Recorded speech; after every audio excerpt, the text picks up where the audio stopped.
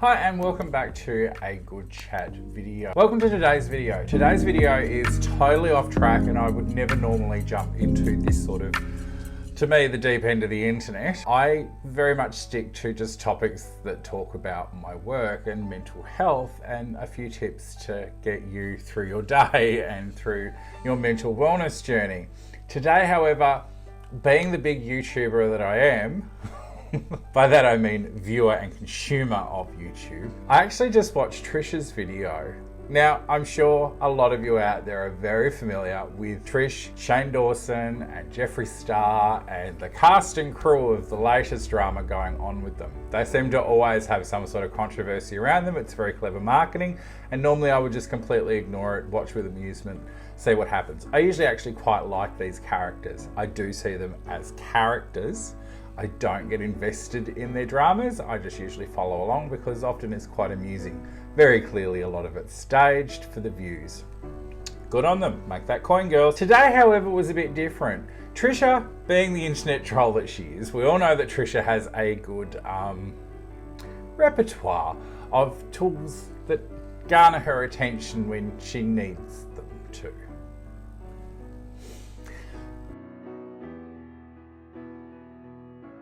But I genuinely believe that there's a lot going on with her at the moment.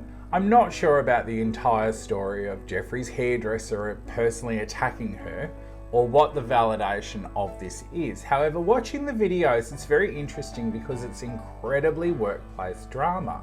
We've all been through situations like this.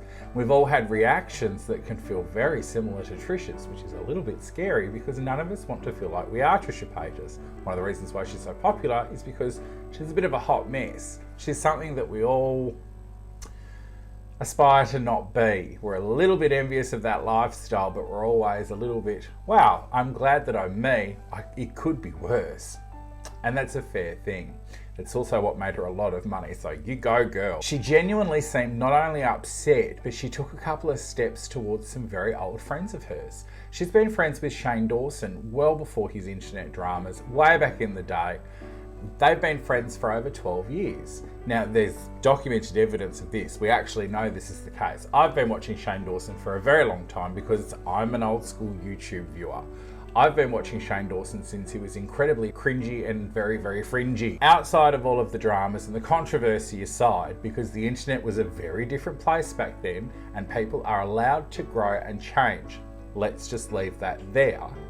They have been friends for a very long time. So to hear Trish actually say that there was drama between them and that she no longer supports and follows Shane and that they weren't going to be friends any longer was a bit of a shock to hear. Whether or not this goes on long term, that's not for me to know. It is Trish after all, and these things could change overnight. But maybe not. Maybe she has been caught up in this highly toxic situation. She places the blame squarely at Jeffree Star. She says that he's evil. I'm not here to comment on whether or not he's evil. However, he is incredibly rich and incredibly powerful. His influence is well beyond that of the normal person.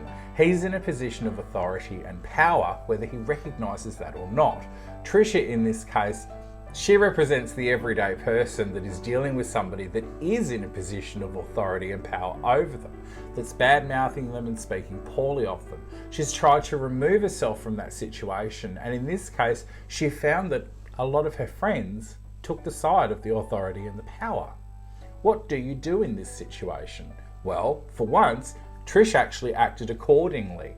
She removed herself from that situation. Doing so publicly, that's not something that I would recommend any of us do. But if you find that you're in a situation where you can relate to Trish and her situation of feeling like the underdog in a toxic relationship, where her long-term friend has suddenly turned against her for somebody else's purpose, for somebody that she believes is very, very toxic, very bad, and has done bad things and continues to be a really bad influence, and she wants nothing to do with it. When you are in a situation of a bit piggy in the middle, such as it sounds like Shane Dawson is currently, what's he to do? Well, that's up to him. He knows these two people, and if he chooses to pick sides, well, they're his choices to make. Trish, however, she seems to have done the one recursive action that she has. She's chosen to remove herself from those friendships. She sees them as toxic. She sees them as not being good for her mental state at this point in her life, where she is apparently trying to grow and change as a person. She doesn't want those influences, so she's chosen to remove them. This is incredibly painful, and as we've seen, Trish very often has less than genuine reactions. I truly believe in this case she is feeling that pain there. It can't be easy to say goodbye to a friendship that's been around for that long. If you find yourself in a similar situation, you don't have to go it alone. You can reach out and get help for it. In fact, I would recommend that Trish do the same. Counselling for grieving doesn't just apply when people pass away. A 12-year friendship is something that it's a process to remove yourself from that. It's a process to get over that. It's a process that you don't have to do alone. Reach out for counselling for that. I'm not saying come see me for counselling. Any counsellor will do. But it's highly recommended that if you're having trouble removing yourself from toxic relationships or ending relationships after a very long period, reach out for help. That's what we're here for after all. Now, I'm not usually going to be jumping in on YouTube drama, but this one I thought was really interesting because it is a reflection on a real life situation that a lot of people have been caught up in. So I hope you found it a little bit interesting. Good luck to all of the people involved in this drama out there. It's horrible places for people to be in mentally when people don't get along, and there are some dramas going on in our lives, but that's a fact. They happen, and you have to find ways of working around them, working together, or working through them.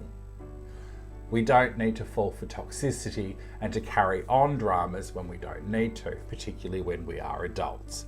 So thanks for joining me today, and I hope that you check out my other videos on the channel there, and I hope to see you next time. Thanks. Bye.